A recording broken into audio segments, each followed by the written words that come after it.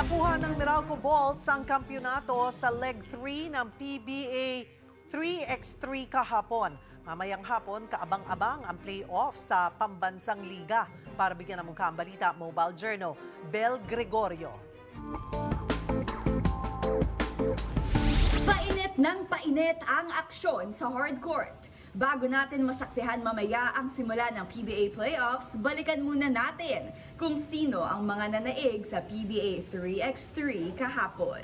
Matapos tanghaling Leg 1 winners ng third conference, the Meralco Bolts once again clinched the title after surviving the TNT Tropang Giga 19-18. Jeff Manday exploded for 12 points in the finals, kaya naman wagi sila Jeff, Alfred Batino, Joseph Sidorifa at JJ Manlangit ng 100,000 pesos. Mamaya, huwag palampasin ang siguradong git-gitan na labanan ng natitirang Magic 8 team sa pagsisimula ng PBA quarterfinals sa PhilSports Arena, Pasig. The top 4 seeds Magnolia, San Miguel, Ginebra, and Phoenix possess a twice-to-beat advantage coming into the playoffs. 4 p.m. ang simula ng mga laro at una na nga riyan ang tapatan ng 4th and 5th seeds na Phoenix Fuel Masters at Meralco Bolts. At mamayang alas 8 ng gabi, number 1 Magnolia Hotshots will face number 8 TNT na ngayon healthier na after getting Jason Castro and Roger Pugoy back from injuries.